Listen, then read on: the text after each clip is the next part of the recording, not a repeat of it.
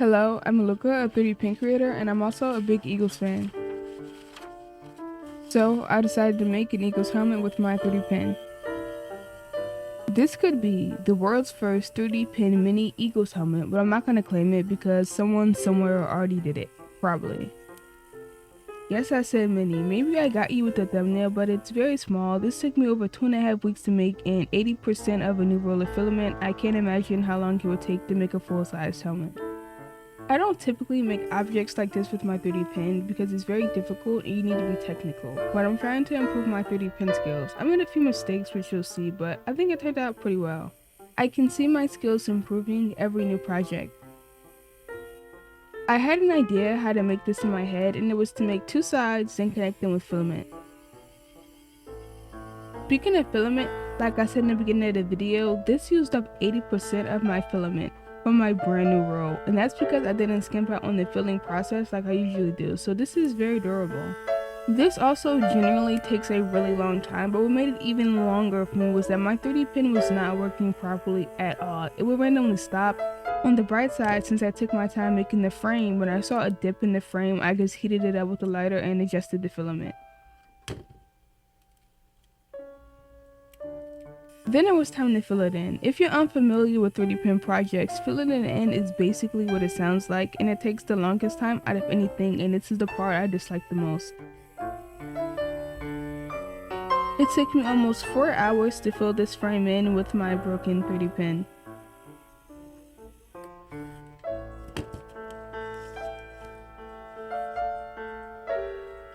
Coming back, I realized the helmet was too flat, and to fix this I should have heated up the filament on the sides then bent them out, but instead I decided to manually build out the sides, and I don't know why I did that.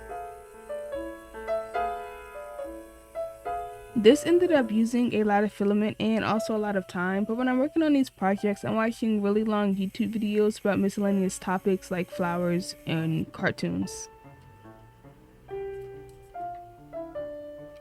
Now it's time to smooth out the project, and to do this I have a Clover mini iron. There's a lot of items you can use to do this. This is by far my favorite one. This does get incredibly hot and I burnt myself multiple times, but sacrifices have to be made. Sanding is next, and I'll be using my rotary tool to speed up some time.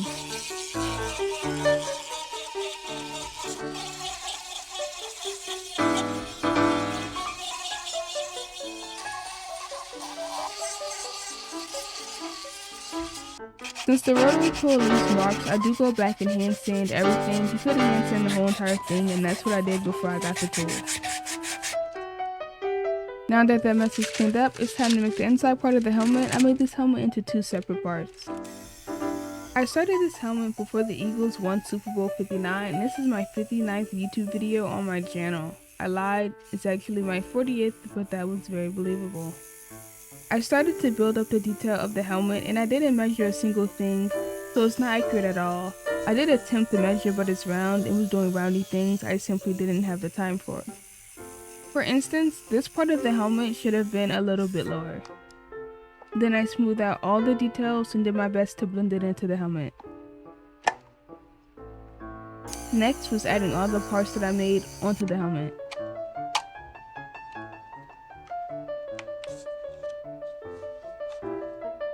I used my brand new tool to smooth out the smaller details.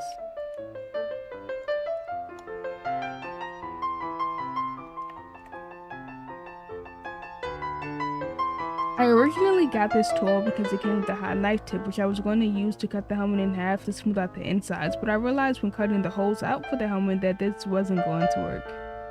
It simply wasn't getting hot enough, and I was using a lot of force.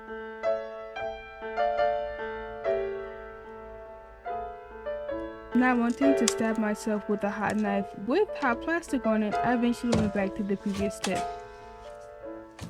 I did my best to measure the holes to line up perfectly, but I was banging on a hot knife cutting out the exact shape I wanted. That being said, it didn't turn out too bad. I was happy with it, but it's not perfect. The last thing I needed to cut was the circle in the helmet, and I just stuck it right back on.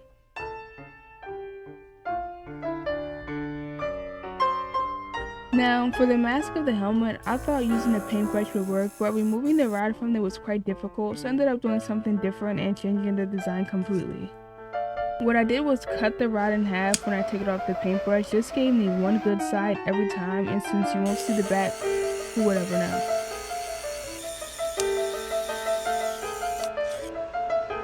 And because I did that, you can see how round it was to how flat it is now, and that's because when you only use half of something, it makes it really weak, and it started melting when I was smoothing it out.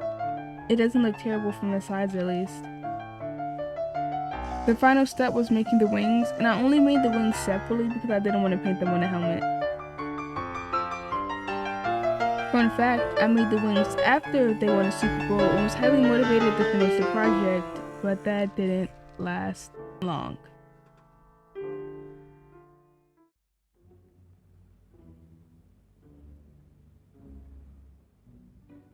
I'm so upset because I made these wings perfectly, ended up losing one, so the final wings are not the exact same size. It hurts.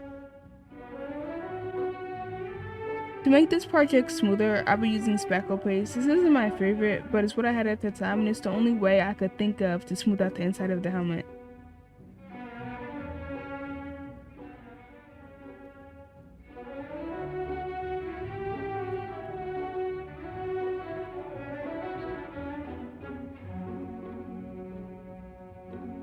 I lost a video of me sanding, but it was just me, well, sanding. I primed everything right and it was time to paint. I hate painting, so I was so happy it was just 2 colors. The wings and the mask got painted white. The helmet got painted Eagles green, but it looks weird on camera, but in person it looks the exact same. It just took about 20 coats. I'm bummed the inside doesn't look the best though. Everything got sprayed with a gloss and it was time for super glue.